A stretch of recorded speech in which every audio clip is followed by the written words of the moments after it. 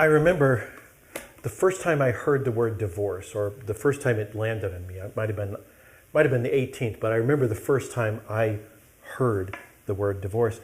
It was in elementary school, and it was in music class of all places. There was a kid named Haywood, and Haywood was one of those little precocious people that we all hated, and he sang a song called D-I-V-O-R-C-E, the Tammy Wynette song, D-I-V-O-R-C-E. And I don't know what inspired him to do that. I don't know if all of us were singing songs. I only remembered Haywood because he brought in sheet music. And maybe he would, like his parents had him doing music lessons since he was 2 or something. But this was elementary school. Nobody else could read sheet music. Certainly if we could then, we have forgotten since. So Haywood sang this song, D-I-V-O-R-C-E, and it's about 2 parents who are getting divorced, and they're spelling out what's going on so that the kids don't know. Little J-O-E. And actually, that's a terrible name because J-O-E probably thinks they're saying Joey, right? But anyway, so little J-O-E is going away with his mom. And I don't know why that song spoke to Haywood. I mean, I didn't know Haywood, except I didn't like him. He was irritating. But I don't know, maybe his parents were going through a divorce. I don't know why that song really spoke to him, but he gifted our entire class of elementary school kids with that. And all I remember is that he did it, and I had to go home and ask my mom what it was about. And so she explained what a divorce was. And that was really my introduction to the concept of divorce. And really, 50 years later, almost 60 years later, I still don't know much about divorce. I've been married 35 years. And just to the one wife, and my parents were married 63 years, and my parents-in-law were married 60 years. There was a guy in my last church who beat them all. He was married 74 years when his wife died, and he said his they had eloped, and he said the reason they had eloped is because the parents were against it, because they were sure it would never last. So 74 years. Just one more year would have been like that magic number. So I don't know much about divorce. I really don't. I mean, it hasn't landed on me the way it has landed on a lot of people. But I know a little bit. This week I'm going to go to my 40th college reunion, which is kind of staggering to me because I remember being on campus when those old fossils would show up and wander around looking confused and complaining, right? That it was all better in their day. And now I'm going to be one of them. So I'm going back for my 40th college reunion, and there are 3 friends that I kept touch with who are going back as well. And there's of my closest circle of 4 friends, 3 of them are coming back, and all 4, including the 3, obviously the 3 who are coming back, were all the children of broken homes. And that dodged my family, but it hit most of the people I knew. And 2 of them have been divorced since. So I know that divorce hits a lot of people, and it either as participants in the divorce or children of the divorce.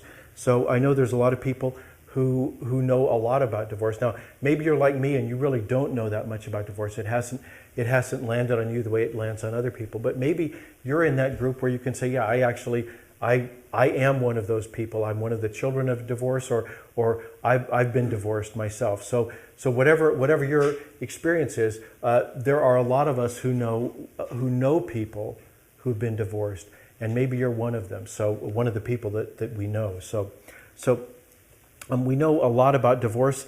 There's from little kids like Haywood all the way up to us today, and the divorce rate in our country peaked in 1979. So the year I graduated from high school, the divorce rate peaked. It was right at 50% of marriages ended in divorce.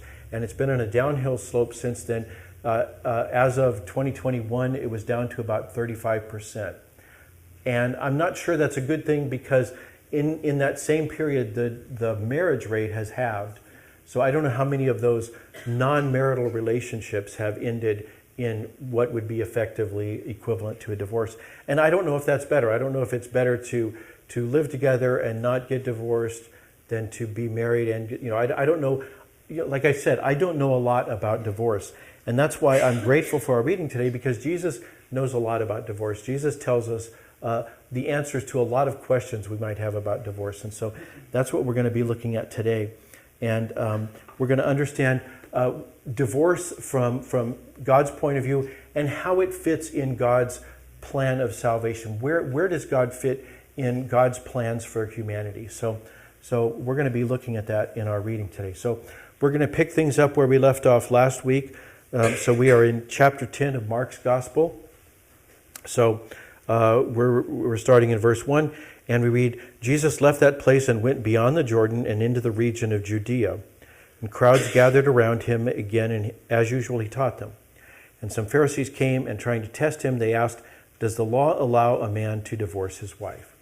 So Jesus started out in Galilee, but he's gone south. So Galilee is in the north, he's gone south. But it says he didn't just go to Judea, which is in the south. He went to the east side of the Jordan River. He went beyond the Jordan River, and the country over there was called Perea. So hold on to that, because it says that these Pharisees, this group of Pharisees came and they tested him. And they asked him, does the law allow a man to divorce his wife? Now, we don't know what Mark means when he says test, because there's two ways to think about that. One of them is that there was, in the first century, there were two rabbinic schools of thought. There was the school of Hillel and the school of Shammai. And Hillel was a very permissive teacher. That, if the law said to do this, he was always kind of leaning in the direction of, that's okay, you can do it. And there was Shammai, who was very restrictive. And if the law said that, he would say, yeah, that and a little bit more. So that was kind of the way that these two schools of thought operated. And maybe they're just saying, which side are you on? Are you a permissive person? Because in the area of divorce in particular, Shammai, the language of the Old Testament, the law that they're referring to, it says a man can divorce a woman if he finds something indecent in her and let him write out a certificate of divorce. And the debate was, what did that word indecent mean? And Shammai said it had to be something really objectionable, a moral failing of some kind. And so he said only for really good cause. And Hillel, very typically, said it can be pretty much anything. So famously, he said that it could be if he didn't like the way that she cooked breakfast. So anything at all he found objectionable about her, he could divorce her. And so maybe they're testing Jesus that way. Which side are you on? Are you Hillel or are you Shammai? But it could be more than that, because remember, Mark has told us they're on the east side of the Jordan River. So on the east side of the Jordan River, there's a region called Perea. And like the whole area, it was under Roman control. But they had a client king, a puppet king named Herod. Not the Herod of Christmas time, but one of his grandchildren, Herod Antipas. So Herod Antipas was running this country over on the east side of the Jordan River. And he had famously married a divorced woman. So his brother, Herod Philip, I think, some other Herod, had been married to a woman named Herodias, and she left that Herod and married his brother, Herod Antipas. And John the Baptist criticized that. So John the Baptist had gone around saying, you can't do that even if you're the king, and kings don't like to be criticized any more than anybody else, but unlike the rest of us, kings have armies and so forth. So they arrested John the Baptist, threw him in prison, and then eventually executed him. So maybe what the Pharisees are trying to do is to get Jesus to implicate himself, to say, yeah, I think I'm with John the Baptist on that. Maybe that's what they're trying to do. But either just kind of which school of thought are you in, or are you particularly going to say the magic words that could get you arrested here in Perea? So we don't know. But anyway, they test him. And Jesus answers, he says, what did Moses command you? And they say, well, and they go to Deuteronomy 24, Moses allowed a man to write a divorce certificate and divorce his wife. Now, in that culture, women could not initiate a divorce. Herodias was really under Roman law, Greco-Roman law. She could do what she wanted. Besides, she was the wife of a king. So, the rules didn't really apply the same way they did to Jews. But for Jews, a woman couldn't initiate a divorce and a man could. And what this says is that when that happened, he had to write out a certificate of divorce. He couldn't simply, cast her out of his house. He had to formally say, you're divorced. And the reason for that was actually a protection for her. There weren't a lot of protections for women in that culture, but this was one of them. And it gave her two things. It gave her permission to remarry. So if she could find somebody who would marry her, she now could do it legally. But it also meant that if somehow she came into money, like her family, everybody else died and she inherited her dad's farm or something, he couldn't come back and say, oh wait, she's married to me, I get the farm, right? So, it's like, that's it. There's no do-overs, you're done. And so she did have that level of protection. And so they say that that's what the law requires. And Jesus says, he wrote this commandment for you because of your unyielding hearts. And then he quotes from the book of Genesis, at the beginning of creation, God made them male and female. Because of this, a man should leave his father and mother and be joined together with his wife, and the two will be one flesh. So they are no longer two, but one flesh. Therefore, humans must not pull apart what God has put together. So Jesus says two things. He says, yes, people can get divorced, and no, they shouldn't. That he says, in general, God's intention for people is lifetime monogamous marriage between a man and a woman. That is God's general intent for humanity. But there are exceptions. We know, for example, in the first letter of Paul to the Corinthians, Paul says he wishes everybody could be like him. Everybody could be unmarried. So Paul says not everybody has that gift. So Paul was celibate. He was able to do that. And he says it would be really convenient for a lot of people if they could do it too, but they can't. And it's better to marry than to burn with passion. So Paul says some people don't qualify, but some do. So that's one exception. Another exception, an obvious exception, is that there are widows and widowers, because people don't always die at the same time. So there's people, sometimes they have a very short period of widowhood, sometimes it can be quite long. So there are these exceptions, but the general rule is lifetime monogamous marriage. So that is God's intention for humanity, and he says that that's the goal. But as Moses knew, Jesus says Moses wasn't dumb. The Torah that he brought down from Mount Sinai, God put it in there for a reason, and that's because we have unyielding hearts. So there are other exceptions. There's the exceptions that just happen, and then there's the exceptions that are a result of human hard-heartedness. And so what does he mean by unyielding hearts or hard-heartedness? The idea is, how many of you have seen How the Grinch Stole Christmas? Right. Okay, good. Do you remember what happened to the Grinch's heart? It grew 3 sizes, right? So when the Grinch kind of became human, right? When he quit being Grinchly, right? His heart grew 3 sizes that day. That's what he's talking about. Is that the nature of love is to have a heart that grows to encompass somebody else's well-being, that their well-being, that we desire the best for them as much as we desire for our own. So your heart, for that to happen, your heart has to grow. So he says your heart doesn't yield. Your heart doesn't stretch to incorporate the other person. And so because of your unyielding heart, you get divorced. And we can think of reasons for this, right? We can think of some of those exceptions that Jesus is talking about, right? There's safety, right? There's physical safety, because people shouldn't be in a marriage, an abusive marriage, where their safety is at stake. So that's one of the exceptions that Moses has in mind, that people shouldn't, God's children should not be punching bags. So that's one exception. Another one would be infidelity. Infidelity would be an example of something where that is an injury to that one flesh that is so grievous that it dies. That one flesh dies because of that injury that's been inflicted on it, and that marriage dies. And sometimes that happens. I would say mostly that happens, but sometimes people are able to heal even that kind of injury. So that's another type of exception that is due to, and obviously both of these are due to hard-heartedness. That somebody who treats their partner as a punching bag has a hard heart. They do not care, however much they may have an emotional froth on top that I'm sorry, I'll never do it again, right? But their heart deep down is unyielding. And in the same way, somebody who's inflicted an injury of infidelity on a partner is got a hard heart. But I think more often than not, the hard-heartedness is what we kind of lump under the category of irreconcilable differences.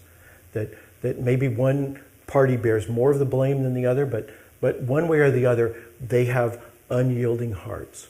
They are not able to put the marriage back together, and it just shatters.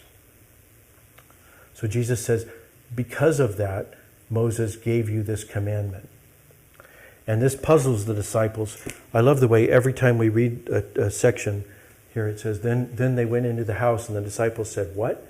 So the disciples asked him again about this, and he said, whoever divorces his wife and marries another commits adultery against her, and if a wife divorces her husband and marries another, she commits adultery. And I think that is a hard saying of Jesus. But I want to make a distinction here. Jesus says adultery, and I think for us in our culture today, we mostly, when we hear the word adultery, we think infidelity. But the idea behind the word is actually deeper, and it's related to our word, obviously, adulterate.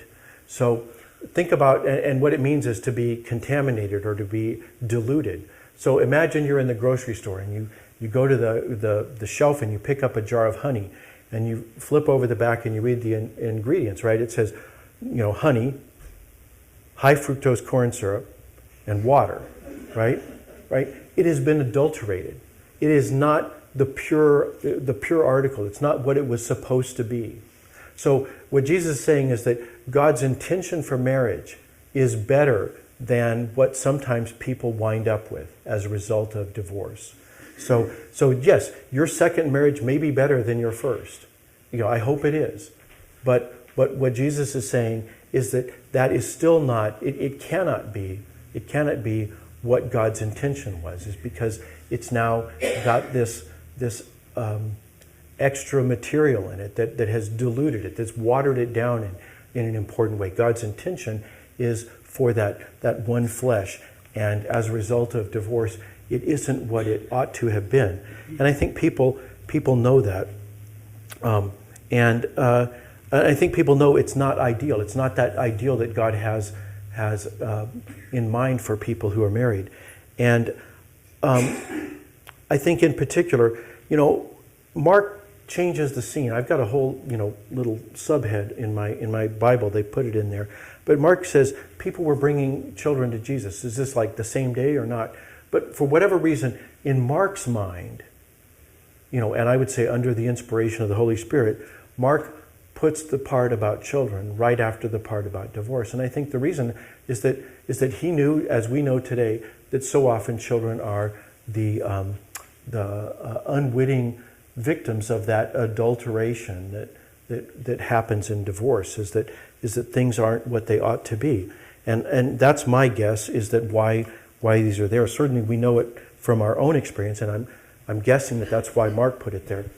And we know that that's true. Right? I'm in the process of reading this book. It's by an economist who studied at MIT, and I forget where she's at now. She's at some college now, but there's all these other people. She's written a book, The Two-Parent Privilege, and it's talking about how people who have two children are far better off as a population. There's individual differences, but taken as a group, people who grow up in two-parent families do enormously better, so much so that she calls it a privilege. I'm not happy with that title. I would say it's not so much a privilege as that other people are disadvantaged. But I think she's trying to be polite. And so instead of calling other people disadvantaged, I think she's saying that people who grow up in a two-parent family are privileged. And she's got all kinds of graphs and charts in here explaining just all the ways that plays out. And so I'm a little way through it. But I read something this summer that essentially said the same thing, but more from a personal point of view. So there's a stand-up comedian named Bridget Fedesi in Texas, and she also writes for the Spectator magazine. And she wrote an article this summer called How Divorce is Forever.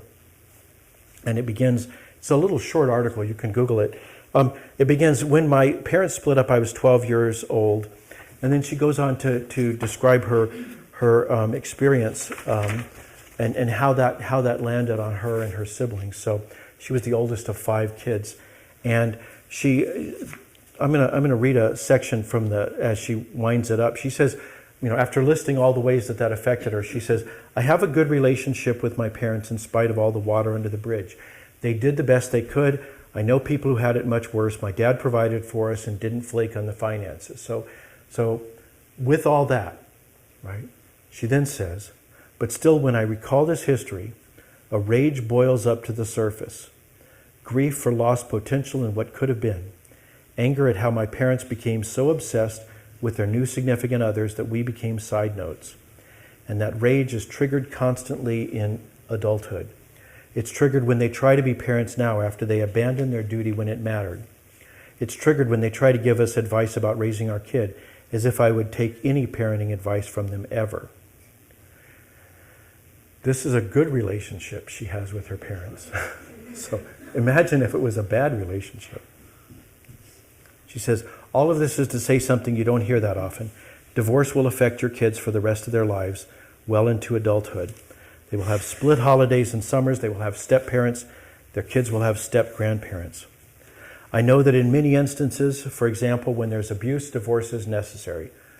Jesus knows that too. Yet so often it feels like two people are just over it. And they want to move on with their lives and be single again instead of doing whatever it takes to make it work for the kids. People don't want to hear this because it makes them feel bad about their decisions. But divorce sucks. It never ends, and it should be a last resort. So, you can look at the charts, or you can listen to somebody who grew up with it and is herself. She's been divorced herself. But it is not God's desire that one flesh should be torn apart. Moses gave that commandment because we have unyielding hearts. So what do we do about it? Well, there's a couple of things. If you have been divorced, I think one of the things you can do is you can be honest, like Bridget Fedesi is. I think you can say, yeah, this was our experience. This is the way it landed on our kids.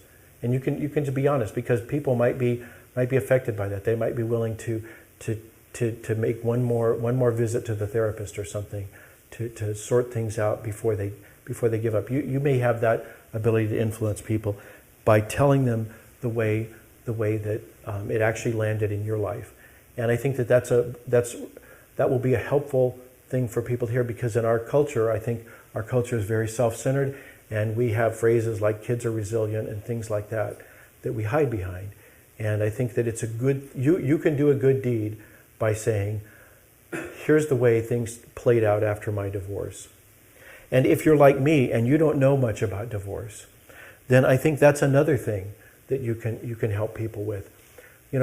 I think it's a commonplace observation. I've heard it said, I'm sure you've heard it said, that Christians are always, they're hypocrites. They don't practice what they preach. But I think in this area in particular, I think Christians sometimes don't preach what we practice. That for people like me, I've been married 35 years, but I do not volunteer that to people. And I probably never will. But I want to at least try to be open, that if somebody asks, okay, how did you manage to make it 35 years? And I see people who've lasted a lot longer than that. If people ask, to be willing to say, okay, well, yeah, it wasn't perfect. Oh boy, let me tell you about, year 3, or whatever, right? But to say, yeah, but it's doable, and it's better. It gets better. And I think that's something where we can actually preach what we practice. And I think that's another place where we can help people who are dealing with the challenges, the unyielding hearts that lead to divorce. And then the other thing we can do, and this is something we can always do for anything where people are struggling, is we can help them, right? You can be that house on the street where the little kids who are, feral kids like she describes herself, where they can go and get cookies after school, right? You can be that kind of home. You can help, the couple that's struggling. You can help them, right? You can say, look, we bought you a week at the marriage retreat, and we'll take the kids. You can do something like that. Here's the thing. You can ask, what would help? the vast bulk of marriages, if they aren't over money, their money is involved. Maybe you can help financially. We'll pay off your credit cards to give you some room. Jesus knows, God put it in the law. Sometimes divorce is the only option. If there's a question of physical safety, if people are suffering from physical or emotional abuse, I think that they have to separate. If there's infidelity, they may need to. That injury may be too much to heal.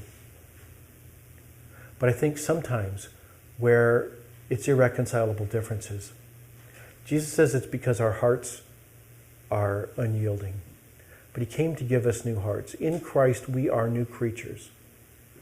So we can encourage people that it will get better, or that it can get better. We can be an outpost of saying, yeah, sometimes it's necessary, but it's not good. And it won't be good. It'll be like store brand honey. Let's pray. Father in heaven, thank you for this hard teaching from Jesus. Help those of us who don't know much about divorce be more understanding. Help us to be curious, courageous to ask in particular how we can help, and help people who have struggled with divorce, either as children or as participants. Help them to recover. Give them your grace, and give them courage to tell others what their own experience has been. We ask this through Christ our Lord. Amen.